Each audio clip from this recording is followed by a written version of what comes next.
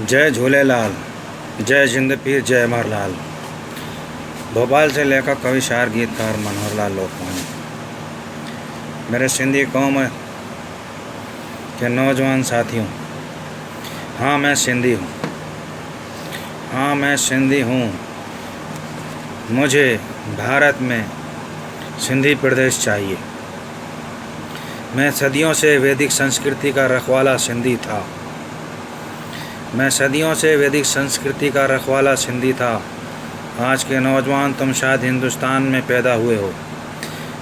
मुझे मेरा वजूद, मेरी पहचान को 100% कायम रखना है। मेरा परिवार मेरी अपनी सिंधी कौम है। मेरी अपनी सिंधी होने की पहचान का वजूद कहीं हिंदू कहीं मुसलमान बना दिया गया। कांग्रेस पार्टी ने मुस्लिम लीग से मिलकर मिटा दिया।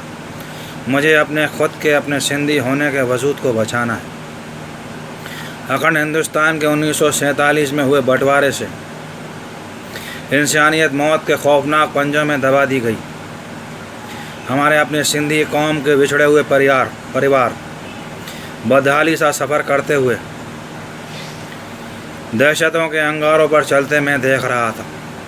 रोज़ बरोज़ मेरी नज़रें हमारी अपनी सिंधी कौम की, हमारी बहन बेटियों के साथ हो रहे बलात्कार और हमारी सिंधी कौम के हमारे नन्हे मुन्ने बच्चों के कत्लेआम को मंजर को देखती रही हैं। रोते सिसकते हमारे बुजुर्गों की दिल दहलाने वाली दर्दनाक सिसकियाँ मेरे अपने पुरखों पर गुजरी खौफनाक दरिंदगी के लिए स्याह काली रातें। रोज़ बरोज़ मेरे ख्यालों में वही मंज़र मुझको नज़र आता है, जब चीखती दर्दनाक आवाज़ें दर्दनाक चीखों से पुकार कर हैवानियत में अंधे दरिंदों से कहती रही थी, हमको छोड़ दो। जब चीखती दर्दनाक आवाज़ें दर्दनाक चीखों से पुकार कर हैवानियत के दरिंदों से कहती रही थी, हमको छोड़ दो, हमारा कसूर बस इतना, हमने हिंदुस्तान की आज़ादी के लिए अपना योगदान दिया। मगर इस्लामिक विचारधारा की गंदगी का दामन थामे राक्षसी कुलों के नर पिशाचों का तांडव हमारी सिंधी कौम के, हमारे अपने नन्हे मुन्ने बच्चों के नस्ली कत्लेआम तक सीमित नहीं रहा। यह बढ़ता हुआ हमारी सिंधी कौम की माताओं, बहनों, बेटियों संग बलात्कार की हदें पार कर गया। हमारी सिंधी कौम की माताओं बहनों के स्तनों को भी काट दिया जाता रहा। बेपनाह दरिंदगी की परिचालक बनी थी इस्लामिक विचारधारा की गंदी मानसिकता ने हमारे बूढ़े बुजुर्गों की जानें तक नहीं बख्शी। एक वहशियाना जुनून लिए हमारे सिंध वतन में सिंधी कौम का नरसंहार तत्कालीन कांग्रेस पार्टी मुस्लिम लीग के सरपरस्तों की अगुवाई में वहाबी विचारधारा को अपनाए पठानों और भारत से गए मुहाजिरों ने द्वारा शुरू किया गया, जो लगातार आज भी जारी है, जिसको भुलाना कतई संभव नहीं, कतई मुमकिन भी नहीं। सिंधी कौम के करोड़ों लोग आज भी इस्लामिक गंदगी के वातावरण को मजबूरियों में, धर्म परिवर्तन की मजबूरियों में अंगीकार करके भी अपने सिंधी होने के वजूद को बचाने की कोशिश कर रहे हैं। इस्लामिक विचारधारा संसार में अपनी एक अनोखी सामाजिक संरचना लिए हुए है, जहां अपनी ही माँ, बहन, बेटियों के साथ शारीरिक संबंध बनाकर अपनी नस्लों के बढ़ाने के ख्वाब सजाए जाते हैं। उनको हकीकतों में ज़मीन पर उतारा जाता है। लाखों सिंधी 1947 के बंटवारे के बाद भारत में पलायन के बाद भी दर बदर से भटकते हुए खाना बदोशों सी ज़िंदगी बसर करते हुए 2 वक्त की रोटी की जुगाड़ की चाहना लिए विशाल हिंदुस्तान में गांव, गलियों, शहरों में भटक रहे थे। तलाश थी एक आशियाने की जहां एक घरौंदा बनाकर रह सकें। विश्व के अनेक देशों में हमारे अपने सिंधी कौम के हमारे लोग निर्वासितों सा जीवन बसर कर रहे हैं। वे सिंधी हैं। वे आज भी अपने सिंधी होने की पहचान बचाने के लिए संघर्ष करना चाहते हैं। कई लाख सिंधी विदेशों में, अनेक राष्ट्रों में निर्वासन का दंश भोग रहे हैं। हजारों लाखों सिंधी दहशतों के कारणों से भी नई जगह, नया परिवेश, अनेक कारणों से भी अनेक देशों में अपने सिंधी होने की पहचान को छुपा गए, जिनको आज भी तलाश है एक स्थायी आशियाने की, जहाँ वे अपनी रह गुज़र को अपनी रह बसर बना सकें, जहाँ वे अपनी रह गुज़र को रह बसर बनाने की ओर बढ़ सकें। उनके जीवन की सांसें एक आशा लिए सफ़र कर रही हैं। सिंधी का सिंध वतन छूटने के बाद भी विगत 70 साल से उनकी आशाएं धरातल पर एक नया सिंध भारत माता की गोद में, एक नया राज सिंधी प्रदेश के रूप में आशाओं सा विश्वास मन में जन्म लिया हुआ है, ताकि सिंध वतन के हम सिंधी कौम के हम बेजान परिंदों में कोई सांसें भर दें। आज के नौजवान, तुम शायद हिंदुस्तान में पैदा हुए हो, हमारी अपनी सिंधी कौम के बहनों भाई, हमारी अपनी सिंधी कौम की सिंधी बहनों के साथ हुए जुल्मों सितम के घटनाक्रम से ना वाकिफ़ नहीं हो। यह सिलसिला 1947 के हिंदुस्तान के बंटवारे के बाद से ही पिछले 70 साल से लगातार आज भी जारी है। सिंधी कौम की नस्लों को स्थायी रूप से ख़त्म करने का मिशन आज भी लगातार बदस्तूर जारी है, जिसको अनेक तरीक़ों से अंजाम तक पहुंचाया जा रहा है, मगर हमारी आज की युवा पीढ़ी भारत में अनजान बनी हुई है। यहाँ इस्लामिक विचारधारा की खौफनाक आंधियों ने उसके सीने में स्थायी डर कायम कर दिया है। सिंधी कौम पर हुए जुल्म और सितम आज भी लगातार हो रहे हैं। इस लगातार के घट रहे घटनाक्रम को हमारी अपनी सिंधी कौम के सिंधी समाज के लोगों तुम किस नज़र से देखते हो, यह मैं तुम्हारे विवेक पर छोड़ता हूँ कि किस तरह तुम हमारी अपनी सिंधी कौम को एकता के सूत्र में किस तरह तुम हमारी अपनी सिंधी कौम को एकता के सूत्र में बांधकर दहशतगर्दों के जुल्मों से बचा सकते हो। गरीबी से पलायन कर रहे लोगों का धर्म परिवर्तन करवा रहे हमारी सिंधी कौम के लोगों को वक्त की ठोकरों से दर्द भर भटकने से बचा सकते हो। गैर समुदाय की बनाई कोई राजनीतिक पार्टी सिंधी कौम का भला नहीं कर सकती। सिंधियों को अपने लिए विकल्प चुनना होगा। हमको हमारी अपनी सिंधी कौम के लिए लड़ना होगा।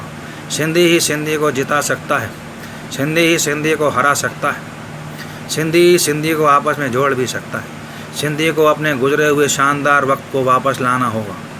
सिंधी को ही सिंधी के वजूद को बचाना होगा, तब शायद हमारी अपनी सिंधी कौम की पहचान बच सकेगी। हम सिंधी कहलाने की दिशा को पा सकेंगे। हमारी थोड़ी थोड़ी मिलकर की जाने वाली कोशिशों से हम सिंधी हमारे अपने खोए हुए सिंध वतन को भी हम पा सकेंगे, जिसकी कोशिशें भी हम राजशुमारी से कर सकते हैं। बात की हमारी कोशिशें पाकिस्तान में 5 करोड़ मुसलमान बनाए गए सिंधियों को वापस सिंधी बना सकेंगी, वैदिक संस्कृति को पुनर्स्थापित कर सकेंगी। हमारे अपने सिंध वतन की हमारी अपनी बहन बेटियों बुजुर्गों के दर्दों को हमको अपना दर्द समझना होगा। वो आज भी जुल्म सह रहे हैं। हम भारत में रहने वाले सिंधियों को उनके हक और उन पर हो रहे जुल्मों सितम से उनको बचाने के लिए हमको हमारे अपने घरों से विरोध करने हम सबको अपने अपने घरों से बाहर निकलना ही होगा। तभी सिंधी कौम के गौरवशाली इतिहास की झलक हम देख और महसूस कर सकेंगे। सोचो सिंधु सभ्यता का इतिहास कैसा रहा होगा। सोचो सिंधु सभ्यता का इतिहास कैसा रहा होगा जब सिंधु सभ्यता की पताकाएँ सारे विश्व में लहराती होंगी। वही सपना लेकर एक कदम हमारे अपने सिंधी कौम के नौजवानों को बढ़ाना होगा। तभी हम सिंधी होने के अपने वजूद को हम बचा सकते हैं। हम हमारा अपना खोया सिंध वतन भी वापस पा सकते हैं। हमारे सिंध वतन को खोने के दर्द को हम मिटा सकते हैं। भारत में हमारे सिंध वतन की सीमाओं से लगे गुजरात राजस्थान के मध्य में मौजूद सिंधी भाषाई क्षेत्र बंटवारे के पूर्व से कच्छ रियासत का आधिकारिक क्षेत्र था।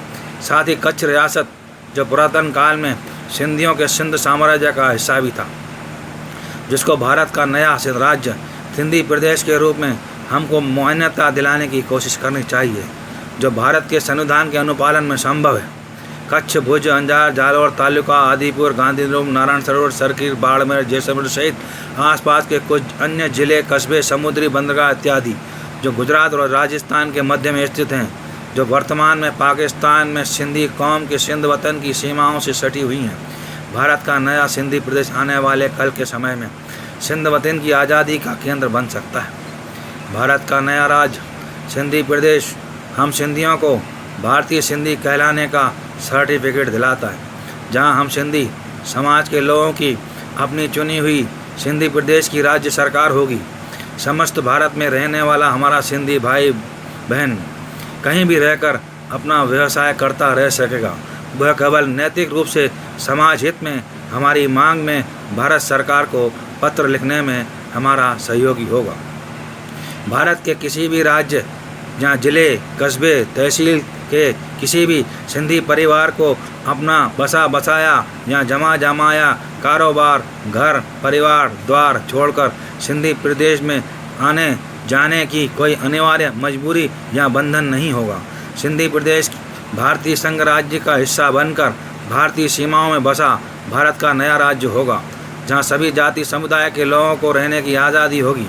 भारत के संविधान के अधीन ही सिंधी प्रदेश की सारी कार्रवाइयाँ, सारे कार्यक्रम संचालित होंगे, जहां सभी प्रकार की जिम्मेदारी से संचालित स्कूल, कॉलेज, यूनिवर्सिटियां, हॉस्पिटल, पुलिस स्टेशन, CRPF, केंद्रीय सुरक्षा बलों सहित नौकरियां, फैक्ट्रियां, रिफाइनरियां, सिंधी भाषा का विकास, सिंधी कॉलेज, सिंधी स्कूल, सिंधी समाज के लोगों को सरकारी नौकरियों में प्राथमिकता सहित सिंधी प्रदेश की राजपथ पर झांकी, सिंधी कल्चरल यूनिवर्सिटी, जिला स्तरों पर कॉलेज, यूनिवर्सिटियां, shopping mall, petrol pump, Sindh साम्राज्य की भाषाई सांस्कृतिक विरासतों का संरक्षण प्राथमिकता से होगा। सिंधी प्रदेश की अपनी हाई कोर्ट, पुलिस थाने, नगर पालिकाओं में चुने हुए सिंधी सामाजिक कार्यकर्ता, महापौर परिषद, engineering college, medical college, Sindhi प्रदेश का अपना दूरदर्शन TV चैनल, अनेक प्रकार की व्यवस्थाओं वाला हमारा अपना सिंधी प्रदेश। भारतीय क्षेत्र में सिंधी प्रदेश में सिंधी परिवारों के पढ़े लिखे परिवारों को नौकरियों में प्राथमिकता, आरक्षण की व्यवस्था भारतीय संविधान के अतिरिक्त अनुपालन में जनता के लिए होगी। हमारे सिंधी समाज के हित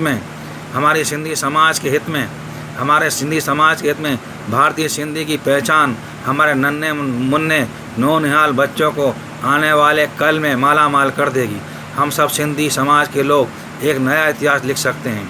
भारत के संविधान के अधीन हम सिंधियों को भारत में सिंधी भाषाई होने से अपनी भारतीय सिंधी की पहचान सुनिश्चित करने के अधिकार से एक सिंधी राज्य बनाने की मांग लिखित में पोस्टरों, बैनरों, स्टिकरों से निरंतर भारत सरकार से करते रहना होगा।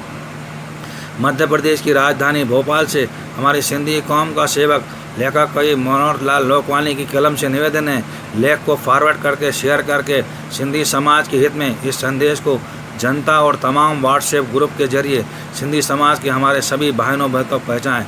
साथ ही अनुरोध है, मेरे इस संदेश को अन्य समुदाय के लोगों तक भी पहुँचाएँ, ताकि भारतीय नागरिकों तक हमारी सिंधी प्रदेश की मांग पहुँचाई जा सके, जो शुद्ध रूप से चर्चाओं का केंद्र बिंदु बनकर राजनीतिक व सामाजिक रूप से हमारे सिंधी समाज के लिए लाभदायक सिद्ध होगी, जिससे हम सिंधी समाज के लोग एकजुट हो सकें। साथ ही हम भारतीय सिंधी कहलाने के लिए कदम से कदम मिलाकर आगे बढ़ते चलें। जय झूलेलाल। एक पैर वधाए सिंधी थींदा बेड़ा पार। सूचना नीचे चित्र में नज़र आ रहा फोटो मेरा असली फ़ोटो है। साथ ही मेरा अनुरोध है, मेरे इस संदेश को सभी लोग जन भागीदारी से भारत के अन्य समुदायों तक पहुंचाने में आवश्यक कदम उठाएं। जय हिंद, भारत माता की जय, जय झूलेलाल।